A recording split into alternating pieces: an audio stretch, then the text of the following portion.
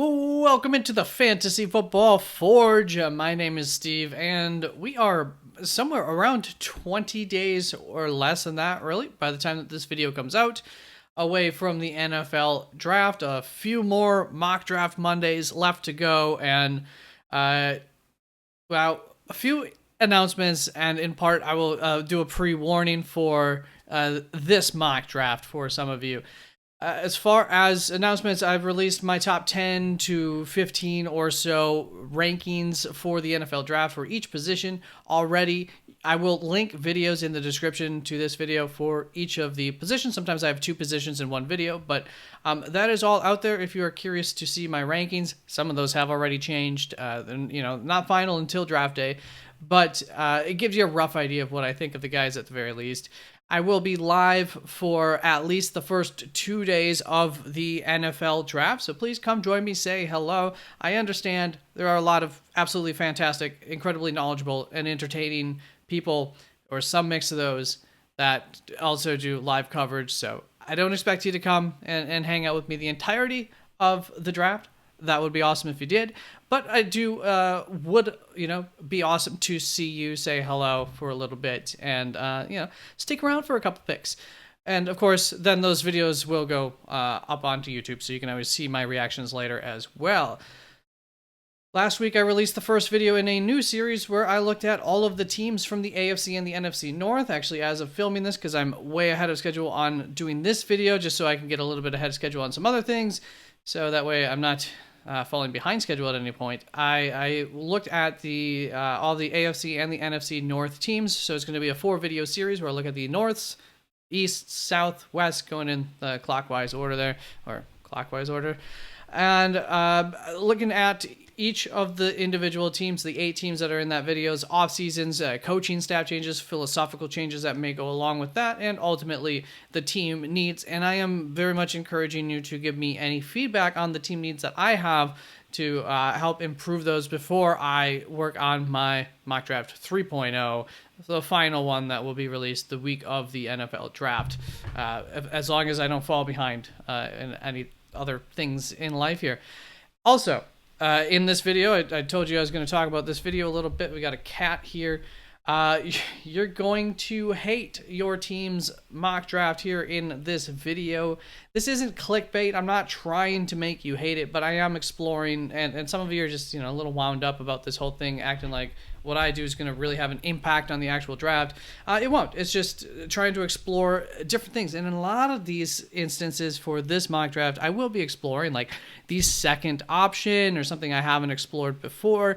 All of it I do think is possible. Now, does that mean I think it's the most likely situation? No, that's the whole point that I'm telling you, is a lot of this is not necessarily stuff that I think is the most likely. They're less explored options. We're going to have a little bit of fun. Hopefully you are able to enjoy this and not get wound up if you don't agree with anything. But I will try to explain some of it as quickly as possible. And with that, let's get in. That's enough pre-video stuff. We're going to get on to the first round of this mock draft. Just, we're not, like I said, I mean, there's some things that we just know, and the first pick we know, Caleb Williams. Can't see it going any other way. I forgot, I do have one more announcement, and that is just that I'm probably not going to have a recap for each team at the end. I do like to create those visuals for you, but they also are very time-consuming. The whole point of these Monday mock draft videos is that it's a little bit looser, a little bit more wild, and a little less time-consuming in the creation of these. So, got an annoying cat on my lap. I do want to say for this second pick, just talked about it, I think, in a recent video too, as far as I think Drake May is going to be the second pick. I will say, watched a video, and I'll try to remember to put this in the credits down in the description as well, a link to the video. But recently, and I can't remember which YouTuber it was, but they had Brett Coleman, and they did a mock draft together. And Brett explained why it could be Jaden Daniels here to Washington at pick 2, and it was the first explanation that I bought. I'm like, oh, well, that does make sense. So I am now where I never thought I would back off of Drake May being the second off the board to Washington. I'm pretty much on the fence with it for now. So we are going to go Jaden Daniels, which I think is what New York would prefer here. New England. But also, it very well may not be. They might want a more ready to go prospect, Drake May. Yeah, maybe he's not the guy you want out there day one necessarily. You'd prefer to be able to develop him. This being a defensive oriented team and everything, I feel like they'd rather not have to develop a guy. Maybe they would like a Bo Nix later on or something like that. So maybe they would be open to trading out of this spot all the more. And I do think that this is the target specifically that Minnesota has that 11th and 23rd pick for to come up to like pick 3 to get Drake May. But in this instance, I'm going to go with New England saying, hey, this is a really good quarterback prospect, really good, falling into our laps at pick 3. We're taking him. Then, of course, Marvin Harrison to the Cardinals. This is not like written in stone. It's just, it makes the most sense. So that's what we usually do. Then with pick 5, I'm going to have, the Los Angeles Chargers saying, hey, we have, maybe even Malik Neighbors ranked higher than Marvin Harrison. Who knows on their board? Whatever the case, just we have such a high ranking on Malik Neighbors that, hey, we see your trade offer, maybe Minnesota Vikings, but we're just going to stick and pick here with Malik Neighbors. He's too good to pass up on. I think that's possible. They have like no wide receivers right now. Maybe they'll decide to go a different route, but boy, they could use some help in the wide receiver room. Then the New York Giants are on the board, and this is where we are going to see somebody finally listening. Just because we don't see this, so this is one of those things where I'm not saying this is what I expect or anything like that, but also it's definitely possible. So what is the trade I have? I've got New York 6, and by the way, like the trade chart value of pick 11 and 23 is like good to go basically anywhere. I think it's like enough for pick 3, and the degradation of value from pick 3 to 4, 4 to 5, 5 to 6, it is very steep through the first like 10 to 15 picks of the draft. So here at pick 6, I am going to give return a little bit back to the Vikings here because they are giving up a lot to move up to pick 6. So that is because, watch this. Let's see how this is going up when I give more from the New York Giants. So even this isn't as in terms of the charts, still doesn't work in favor of Minnesota value-wise. But Minnesota comes up and gets their guy. You pay up for quarterbacks. That makes sense. This is more than paying up still. But they're going to come up, get J.J. McCarthy with these resources that they have in, the common trade that we do here, often to the Chargers. We can try it out here to the New York Giants. And just a heads up for the New York Giants fans, I know some of you would say, we'll just take J.J. there or something. I'm basically going off of the mindset here that for the New York Giants, that they're trying to get some other pieces put together. They're going to kind of give Daniel Jones another year, but they're going to bring in probably Spencer Rattler to compete in the 3rd round or something, hop on that, and then see how they feel next year. It's a mindset they might have, they might not. They might just want to move on right now from Danny Jones and call it a day. Who knows? But Tennessee Titans, Joe Alt, I'm sorry. I know you guys want more explanation on that. It's such a gimme. What I will say as a negative in terms of Joe Alt is his absolute monstrous size can be a little bit of a concern. Injuries, I think, are a little bit easier. Leverage is a little bit harder, especially as somebody ages that is this size, getting down in a squatty potty position or just recovering from a leg injury down the road. And, you're opened up to probably, I think, a higher chance slightly of a leg injury, having the longer legs.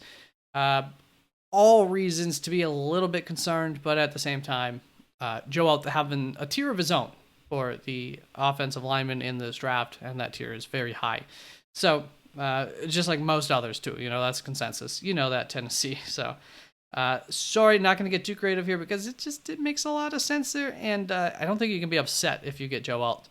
Then Atlanta coming on the clock, and they're going to get off of the clock here because this will probably be the last time I do this since I have done this a few times, but we're going to do it one more time here. The New York Jets are going to be coming up to pick 8.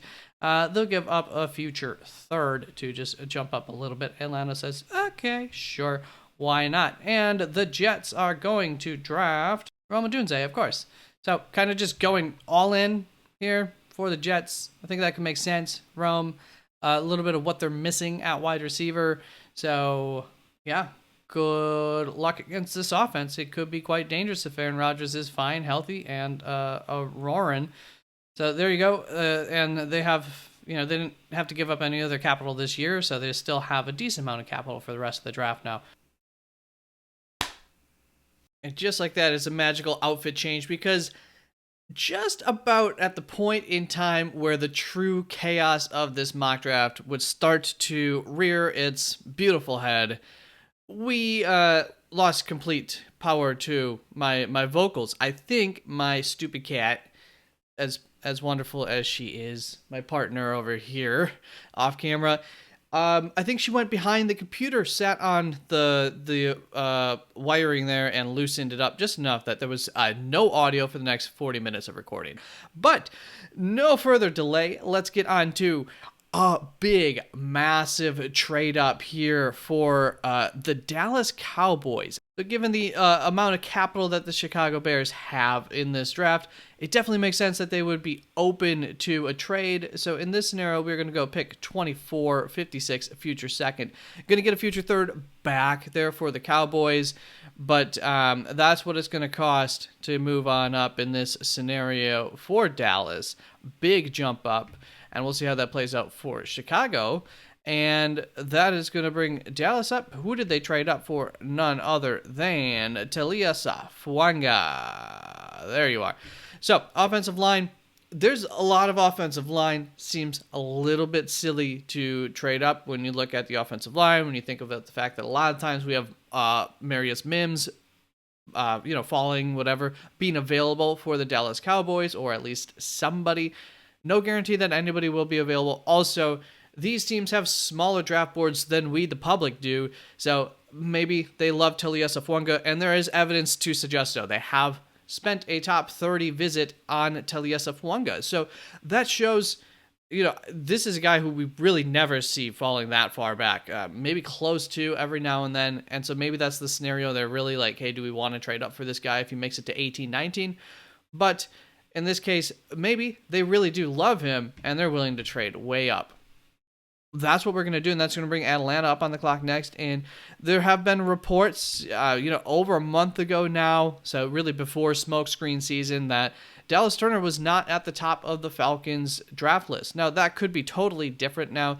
Jared Verse is my number 2. I have Laiatu Latu ahead of that, but I do think that Jared Verse will probably go ahead of Laiatu Latu when all is said and done. Maybe not, maybe I've got it correct in terms of what the NFL is going to feel. But in this situation, we are going to go with the fact that maybe that report was true. Things could change, even if that report was true a month ago. By now, or by the time that the draft comes, maybe they're on board with Dallas Turner ahead of a guy like Jared Verse. Definitely would match their system, be a system fit for them. But they have spent a top 30 visit on Jared Verse himself, so we know that there is the interest there. We know that's in position of need, and I think Jared Verse gets a little bit underappreciated in this draft process, under-talked about. There's talent there. He's not just a power guy. He's got more to his game than that. So that's going to bring the New York Giants on the clock after they had traded back. Going to give them my number 1 defensive player the entire draft in Quinyon Mitchell. They need help with that secondary, and Quinyon will definitely, I think, be that kind of help. That's going to bring another scenario on. Earlier, I talked about it a little bit. I couldn't remember the name of the YouTube channel, but I did my research ahead of time here. So the YouTube channel Hail Mary Sports had Brett Coleman on for a guest appearance where they did a mock draft together, collaborative mock draft. And something I found very interesting was something that actually I touched on earlier on in the draft season here with pick 12 for Denver. And that was the fact that if they decide to pass up on Bo Nix, they are risking somebody else taking Bo Nix. And so in that mock draft, Hail Mary Sports, she's trying to go disconnect the volume again. Hail Mary Sports decided to trade back, something I do very often for Denver. And wouldn't you know it, but at pick 13, Brett Coleman takes Bo Nix for the Las Vegas Raiders. They're a quarterback-needy team. That is the risk that you would run, Denver if you want Bo Nix and you don't take him here at pick 12. So with that being said, this is a team who I think needs to come away with, personally, they have to come away with a quarterback in this draft. You want to come away with one that you can hopefully start week 1, but at least by the midpoint of the season or whatever, they're at a point where you can get them out there. That's, not something you can find in the third round. They don't have a second round pick, and they don't have a whole lot of capital in general to just waste on having to move up in a draft. So don't waste, resources. Just take a guy. If you're willing to take him at 23 or something, you should be willing to take him here at pick 12. That's just how it goes for the quarterback position. Wonder if you can hear all those little meows coming from Snickers, my cat, who would much rather be somewhere behind the laptop right now where it's nice and warm probably. So that's going to bring Las Vegas on the clock next. And, another situation where we're not going with the most likely scenario. We're not going with what we've normally pick here. I'd probably go Terrion Arnold normally here, but we're going to go with Cooper DeJean. A lot of reasons why he would be a great fit and why, Antonio Pierce might like the kid. He's a good, hard-hitting fella. So maybe they've got their eyes on Cooper DeJean. Very possible. That's the route we're going to go here. It's the less traveled road, and that's what we're trying to do with a lot of these picks, but not all of them, as you will see here. We're going to go with the very commonly traveled road in Olu Fashanu, wherever the heck he is, with this pick to New Orleans. I think it makes a lot of sense. Olu's quite possibly the second best tackle in this draft, top 3, top 4 for sure, and as far as protecting the quarterback and everything, he's top of the class. So we're going to get our left tackle situated here in New Orleans, and we still might need to address a right tackle situation that's arising with Ramczyk. So that's going to bring us on to pick 15 with the Indianapolis Colts, and something that I find really fascinating here that I have not explored. I know this is common enough outside in the mock world, but not one that I've explored. I almost exclusively go cornerback here for Indianapolis. I think maybe once I traded up for wide receiver. This scenario, Brian Thomas Jr., not my next wide receiver on my board, but as far as a fit here for Indianapolis and the quarterback and his rifle of an arm, Brian Thomas Jr. would make a lot of sense on this roster and really complete that wide receiver core and set Anthony Richardson up for success, I think. So that's the route that we're going to go here, and I think that should be exciting, even if there are still some holes that you want addressed, Indianapolis Colts fan. That's going to bring pick 16 onto the clock. And Seattle, I always have them open to trading back, and they are going to be trading back in this situation. And this is a trade back that I have, a trading situation type thing that I've wanted to do for a long time. I could never quite execute it, and Miami wants to be careful with their resources, right?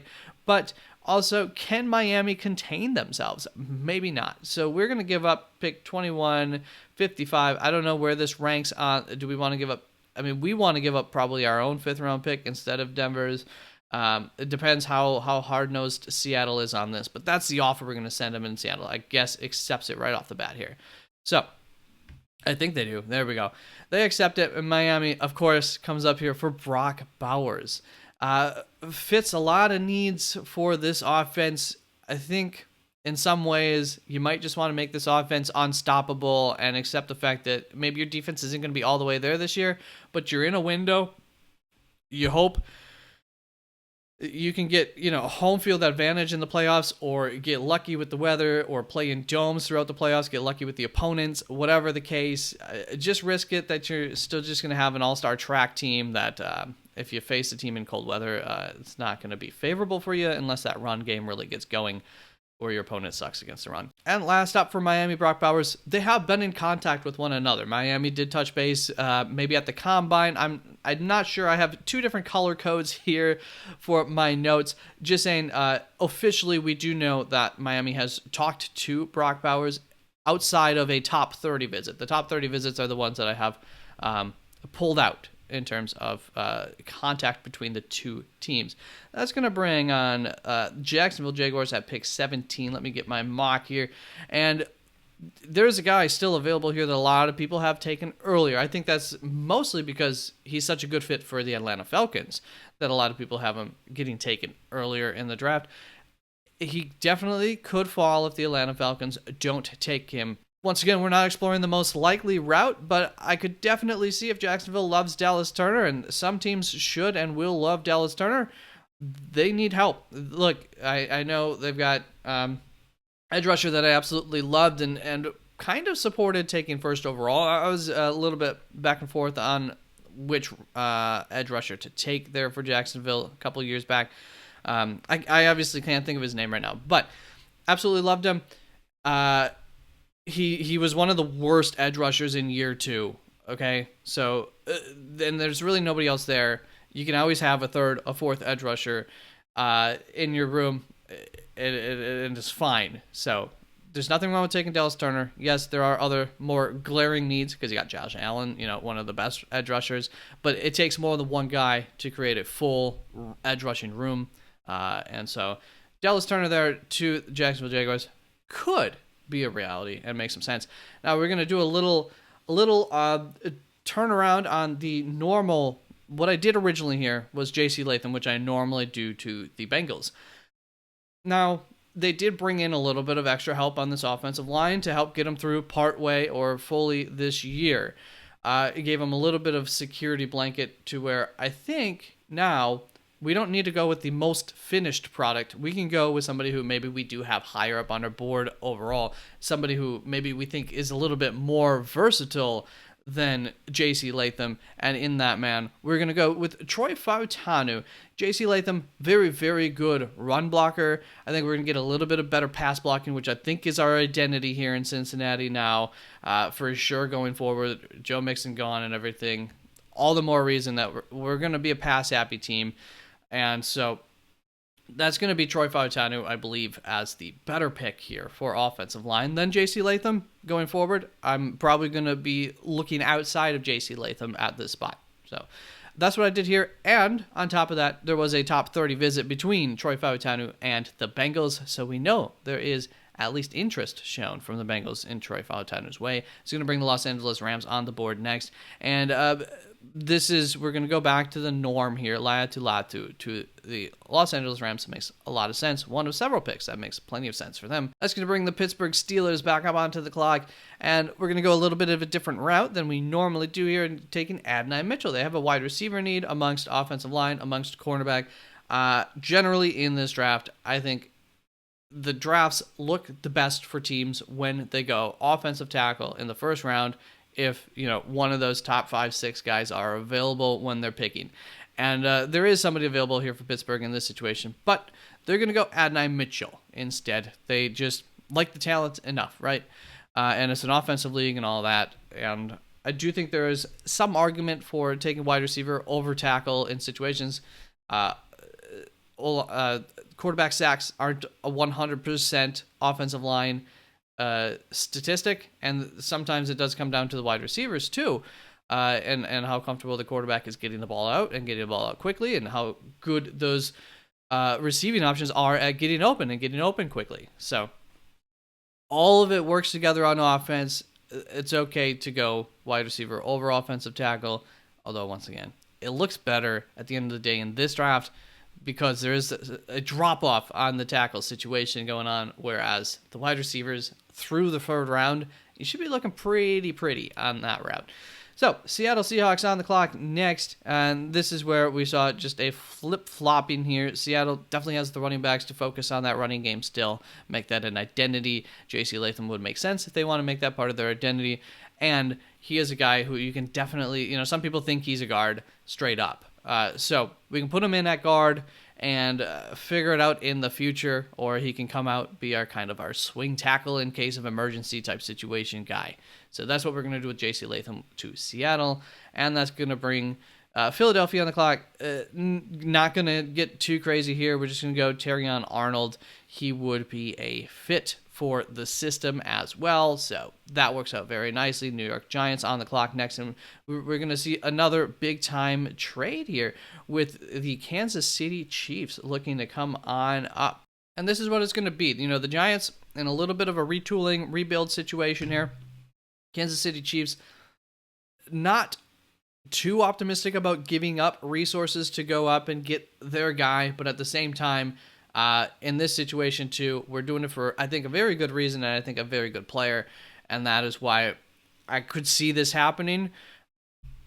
Is it the most likely scenario? No, but I do think Kansas City moving up in this draft is possible depending on how things fall and if they find the right value. So in this situation, I did have them move up for Marius Mims, a guy who I think could go higher in this draft, a guy who I think teams, the ceiling is absolutely fantastic for him. He makes a lot of sense in Kansas City, could learn a lot there, and he's not even a developmental prospect. He's just inexperienced. A little bit of development will not hurt. So I love this. Kansas City needs help along their offensive line. It'll work. He'll be a monster there. I have no doubt. It's going to bring Chicago onto the clock after they moved back. And I think that this works beautifully. They're going to get a little bit of extra, material to work with in this mock and into the future, in this draft and into the future. And they're going to get their center, Jackson Powers-Johnson, at pick 24 here. Very much could be available. We often mock him a little higher, but the reality of where the NFL values the center position means that it's more than likely that he's going to slip into the 20s here somewhere. And so that's where Chicago's here to clean that up. I think that works very nicely for him. And Chicago has met officially with Jackson Powers-Johnson, not a top 30 visit, but after the Combine or Senior Bowl, one of those situations most likely would have been where they were in contact, and it's known. Green Bay Packers up at pick 25. Kool-Aid McKinstry is a nice system fit for what they're looking for from their cornerbacks, I think more so than Nate Wiggins. Nate Wiggins, the athlete that we know that they love. Which one wins out? I don't know. But with a new defensive coordinator, you got to think that he's going to have a strong voice as to the ultimate decision here. So that's where we're going to go Kool-Aid as the preference. Was this a mistake? I did make a mistake. So the Green Bay Packers actually traded back with the Buffalo Bills. I will put this trade up on the screen. So there were two offers for the Packers at pick 25 because the Packers were looking at the board. I kind of remember this, and they saw Kool-Aid McKinstry, Nate Wiggins, Graham Barton, Byron Murphy, Jerzon Newton, all available. Tyler Nubin, Peyton Wilson, even all available. And they said, we really are, okay with a lot of these guys. We don't know who to pick. Somebody else pick for us type of deal. So the phone lines are open. People are calling, and they get a couple of offers that they're really considering. The first one coming in from Las Vegas Raiders. The Raiders, trying to pull ahead of the New York Giants here. There is one more typically considered desirable quarterback, Michael Penix Jr., available. And there are two teams that we think could very well be looking to get him, I think, most likely. And that's the Giants, Las Vegas. That would be no secret here. So Las Vegas scrambling to try to get up offers the Green Bay Packers pick 44, 77, and a future second rounder for the Packers 25th pick and 91st pick. Remember, that's moving back from 25 to 44. Not shabby. It's a solid offer, but I had them going with this offer from Buffalo where they moved back from 25 to 28, so they're definitely going to still get their pick out of this litter. And then they would get pick 128 instead of 77 and a future fourth instead of a future second. But instead of getting rid of 25 and 91, they're getting rid of 25 and 169. That's the route that they go. And then at pick 28, they would have picked Kool-Aid McKinstry. So instead, Byron Murphy is off of the board here at pick 25 to the Buffalo Bills.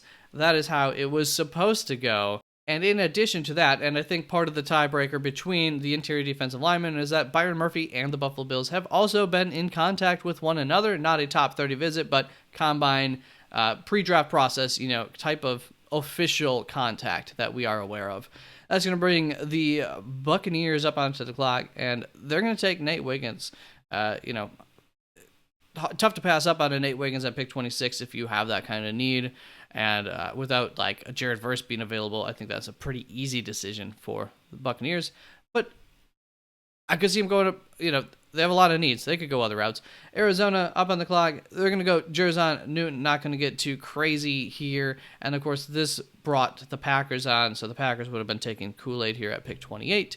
Instead, we'll get him Byron Murphy there to Buffalo.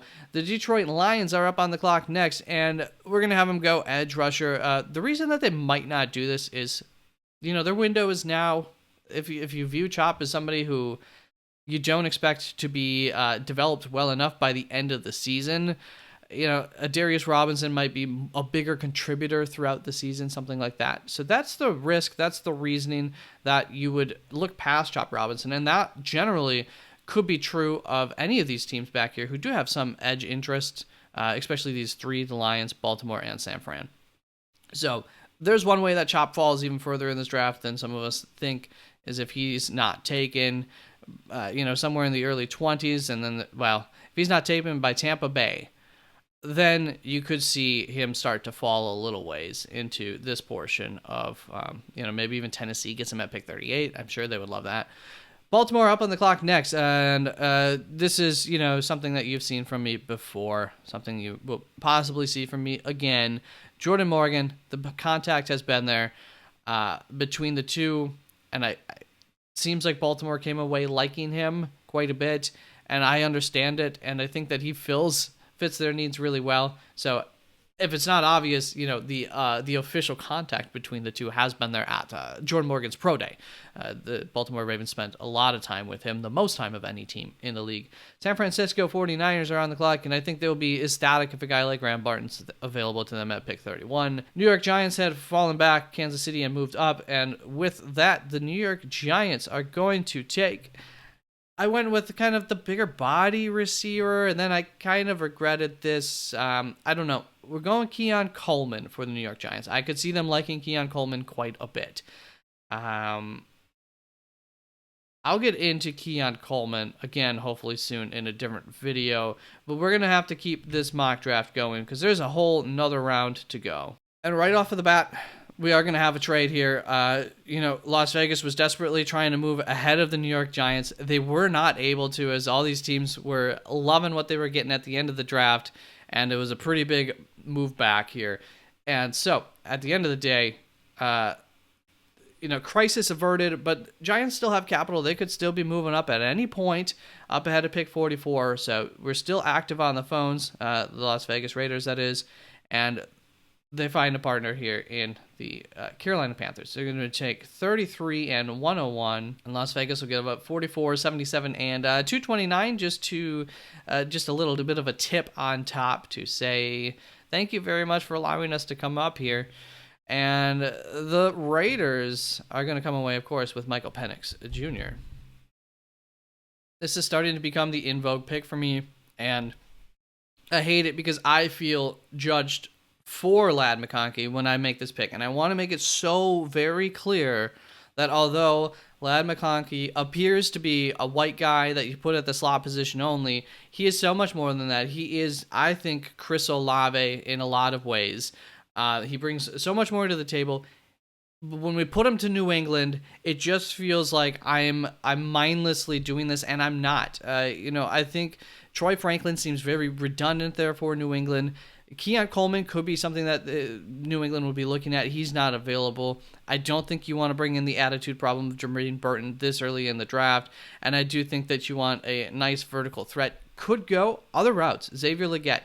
But for me, I have Ladd McConkey as my number 5 wide receiver on the board. I think he's a very good wide receiver that you would love to bring in, too, for a guy like, I don't know, is it Drake May in this draft or whoever your young quarterback is, as a guy who can get open quick early on in the route, as well as offer you a deep threat too. So I think it makes enough sense for New England. So Arizona up on the clock next. And okay, here we go. We're going to have some fun with this one. Now, Xavier Worthy, maybe New England wants Xavier Worthy. He is also more than just a simple gadget slot guy. Maybe at his weight and everything. I am concerned that he is just a slot gadget guy. But we're going to double down here for the Arizona Cardinals. If you're ever going to get the most out of the speed here from Xavier Worthy, you put him on in a side of a dome like Arizona. I think it's a fantastic match. I don't think it's incredibly likely that Arizona ends up doubling down on wide receiver with 2 of their first 3 picks, but they could. There is room to be able to do that. So this is just kind of a fun fantasy that I don't think happens, but what if it did? Washington up on the clock next, and we're just going to go Tyler Guyton. The league seems to like him, apparently, more than I do, so we're going to give Washington the next best tackle on the board. Not according to my board, but the next best tackle on the board, according to many. Chicago, the Chargers, they both start with a CH sound, it's very confusing, are going to come out on the clock. We're going to give them Kamari Lassiter. They need cornerback. He's one of the better ones left here. I think he's a very good fit for what they want to do. A nice, smart player. Not the highest upside player, but when you're rebuilding a team, sometimes you just want to get some good building blocks in there. So we'll start with the fundamentals, and then we'll add in the fun players here for Chicago. For the Chicago, I keep calling them Chicago. For the Chargers, that's going to bring the Tennessee Titans up on the clock. Nothing too crazy here. I think this is a very likely outcome. Darius Robinson to Tennessee at pick 38. Could happen. Then the Carolina Panthers are up on the clock again, and they're seeing a couple of guys on the board that they like. Can you guess who they are? I'll give you a hint. They're both on the screen right now, and maybe they should draft these in a different order, depending on what they think the rest of the league thinks of these two, because we're going to have them trading up at pick 40, but we're going to start off with Zach Frazier here, since he is higher up on the board. And then we're going to make a move with Washington. And so for a little bit of a move up from pick 44 to pick 40, Carolina's going to move back from 65 to 78. Apparently that was a little more expensive on the trade chart, so it did do a 5-6 swap. So actually Washington sending a 5 to Carolina, getting a 6 back, even though they're the ones that are moving back because of that 78 to 65 swap there. So that gets done, and Carolina comes back on the clock, and they're going to take wide receiver Troy Franklin.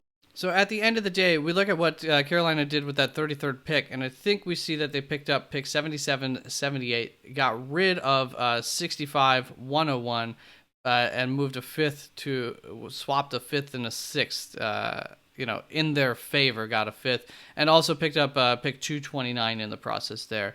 Is I think what they ended up doing by moving back 4 spots. Got 77, 78, lost 65, however, and 101.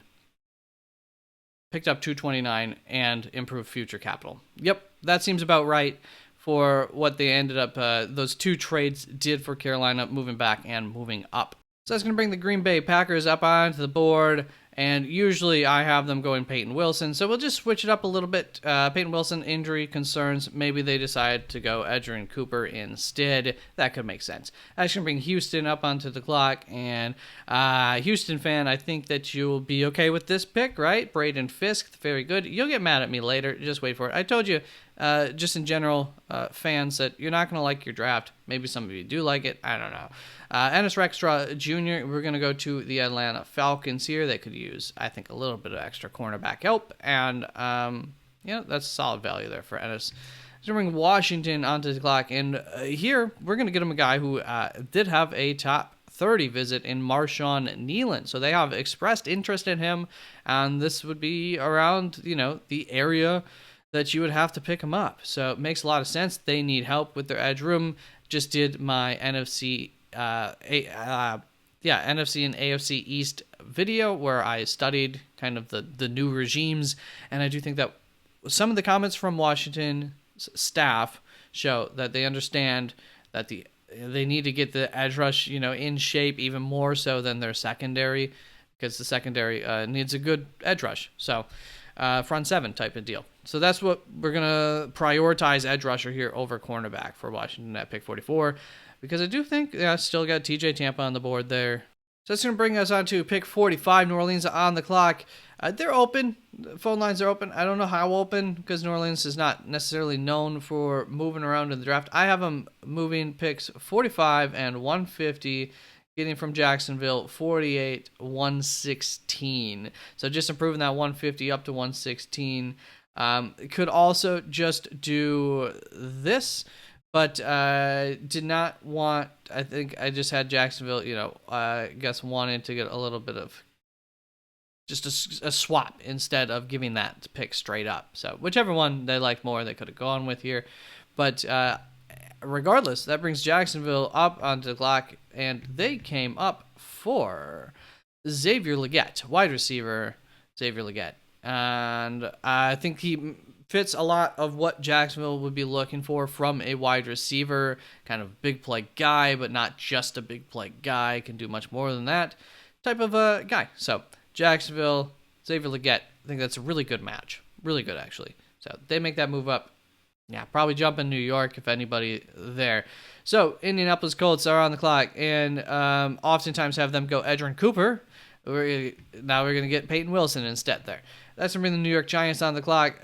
Give them Tyler Newman here, safety, kind of makes enough sense. And that's where I think another interesting pick here for New Orleans. I don't know that you ever really see this, but they also need nickelback help, slot corner, however you want to call it. And I think that Mike Sandstrom would make sense at this point. It could be a fit for New Orleans and their needs. I think they have other needs that I would rather address, but we're always, not going with the most likely scenario in this mock draft. So Mikey Sandstrom to New Orleans. Let me know, New Orleans fans. I mean, how do you like that in general, given maybe you'd prefer they go a different route? But if they didn't go a different route, would you be happy enough with that pick? Curious. It's going to bring Cincinnati on the clock, and we are going to go with a top 30 visitor in Tavondre Sweat to Cincinnati. Being a big boy replacement there for Cincy makes a lot of sense, and they've shown interest in him, so makes even more sense for that. It's going to bring Philadelphia onto the clock, and I was between two receivers here, and we're going to see the one that I didn't go with slip. So Roman Wilson, Ricky Pearsall, I think both offer a lot of what Philadelphia would be looking for with this pick. And much like I think that they might be passing up on Xavier Worthy, having one eye on guys who are going to be able to play through cold weather is always going to should be a concern for you if you're in the north and you don't have a dome. So I end up having the tiebreaker going to Roman Wilson because he played in Michigan, and we know that he can play in the cold weather, whereas Ricky Pearsall, Florida, less of a known. I mean, maybe I don't know. Their whole history is whatever. Maybe Ricky Pearsall is from the north himself. But that was my tiebreaker between the two. It's very close to me, and I do have Roman Wilson higher in my rankings. They've also expressed interest in Roman Wilson, whereas I don't believe they have in Ricky Pearsall in an official manner. It doesn't take an official manner for a team to draft a guy. Sometimes they just know who they like. So Philadelphia on the clock next, going to address their cornerback situation in TJ Tampa, who I believe has probably fallen at this point. So that works out very nicely for them after going wide receiver in the first round. Los Angeles Rams on the clock. And we're going to get you Max Melton. I love this. I think this is a very good fit for the Rams. Makes a lot of sense. And, he's my boy, so I love Max Melton. So I think that would be a good pickup for the Rams. That's going to bring Philadelphia on the clock next. And they're going to get somebody who a lot of people have going earlier in their drafts than this. As of late, at least, Kingsley Suamataia going to Philadelphia would make enough sense. I don't believe they've had contact with one another, though. And then Junior Colson going to Cleveland, makes a lot of sense there for Cleveland to be going linebacker. So we don't have any trades to worry about. That New Orleans trade was the last one, so I can move through this a little quicker. Jonah Ellis is going to be going to Seattle. We're going to look at the edge rushers, and at the end of the day, I had him picking Jonah Ellis here, going for the guy who is going to be able to give them some edge rush. Not like the 3-down edge rusher guy, at least in year one. I think you're going to need to get some weight on him before you really trust him in 3-down situations. But for now, he's kind of your edge rusher specialist, which I think works pretty nicely with Seattle and what they already have, and trying to maybe develop some of their past picks yet at edge. So, not giving up on the past, but starting to ring in the future here in the second round a little bit, and a guy who year one should be able to help, come in and down in distance situations and help out your team. Chicago on the board next, and they're probably ecstatic to see Chris Broswell. This is a really nice fit for the Chicago Bears here in the second round at edge, and they have shown interest in Chris Broswell with an official visit. Once again, not one of those top 30 visits, but a different style of visit. Whether that be Pro Day, whether that be a Combine, or Senior Bowl, something like that is probably where it was. Buccaneers on the clock next, and this is a nice system fit for the Buccaneers. Gonna go Christian Haynes for them. I think they would be happy with that. Need help on the interior of their offensive line. And the Green Bay Packers have, this isn't a unique pick for me, I do this very often, Javon Bullard. They have shown interest in Javon Bullard, so we know that they've touched base with him and they have an idea if they want to draft him or not. So bring Houston onto the clock, and I told you, Houston fan, that you might not want to get too excited with that first pick because I looked around, I thought a lot about this. It's now been so many days since I originally did this. There was more of a description into this pick at the end of the day, but what I ended up deciding to do was going Trey Benson, could be Jonathan Brooks, obviously whoever their favorite running back is. I ended up going running back here for the Houston Texans because I think that they have the ability, they have enough picks in this draft and everything to take a step aside if they're not loving anybody on the board immediately and take a little bit of a luxury pick. Obviously, I mean, hopefully they love the running back that they take here in Trey Benson in this situation. But I know that they've added Joe Mixon, gave him a contract extension. Like, Joe Mixon is very much par for the course. Like, he's fine, he's good. Put him out there, down, third and short situations. Get him down there in different situations. But you can have two running backs in a backfield that operate very well. Trey Benson will give you that home run ability, that special play ability that really could help to take this team over the top, help you for, I think, they're in their Super Bowl window. I mean, I think that's what they think at the very least. Why wouldn't they think that? This is the time that in the modern NFL you need to attack when you have your rookie on their rookie contract. And your rookie quarterback on their rookie contract, proved last year, he had one of the best rookie seasons ever, statistically, or the best. I can't recall exactly. It's time to attack. So take a little bit of a luxury pick. Trey Benson, they've done a nice job of team building, and add another weapon there. And this is a fearful, you're afraid of this offense, especially with Trey Benson in it. You already were. So I like that pick a lot. It's not, the number one best team building pick for him, but I like it. Buffalo Bills on the clock next. This is a system fit kind of pick here for Buffalo. We're going to have them going Malachi Corley with this pick. Down the board a little bit there on Sycama's board. But at pick 60, this is about where we're expecting him to go. I don't think you have to be worried about him in cold weather or anything like that. And on top of that, this is a system fit in Buffalo. There is a reason that we saw Stephon Diggs with Joe Brady's production go way down. They started throwing him to him like behind the line of scrimmage at 2 times the rate than before. It's a totally different offense.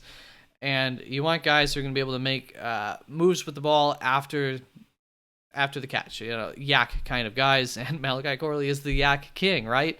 So I think this makes a lot of sense for Buffalo to go Malachi Corley when they're on the clock, if he's available for them here in the second, third round, even preferably. And then that's going to bring the Lions up onto the clock, and I will say, though, I think somebody's jumping on Malachi Corley before they're on the clock in the third round. So that's why we're going to go for it now. Tez Walker, another guy who I think somebody's going to jump on, despite, I don't absolutely love Malachi Corley or Tez Walker, but I think in both of these situations, they're good fits. And, Tez Walker to Detroit was obviously the next pick. Going to bring, this is really, truly a wide receiver run on wide receivers here at the end, because we are going to get a wide receiver. Not going to be Ricky Pearsall once again, we want tough guys here in not that Ricky Pearsall's not tough, but in the cold weather, as Connor Rogers called him, Jalen Polk is your junkyard dog. Like, this is the guy that you want in a Ravens uniform. I think this fits so much of who they are. So I like Jalen Polk to the Ravens, and might be a little bit of a reach, but I don't know how much longer he's going to be around. San Francisco on the clock next, and they need some help on the interior of their defensive line. So we're going to go Chris Jenkins here for them. I think that Rook, Chris Jenkins, one of the two, could very well could be the pick here. There are obviously other routes that they could go as well. And to wrap this up, we will continue that run on wide receivers. Finally, we will get Ricky Pearsall off of the board to Kansas City. I don't know if Ricky Pearsall to Kansas City makes the absolute most sense out of all the options, but I do think value-wise that was the route to go there. So there you go. And once again, we had a little fun with this mock draft, so I hope that you did too. There's your first round, and hopefully you were paying attention, and you got that second round as well there. Peace out. Take care. I love you, and I'll be around just around the corner with another video soon. Bye-bye.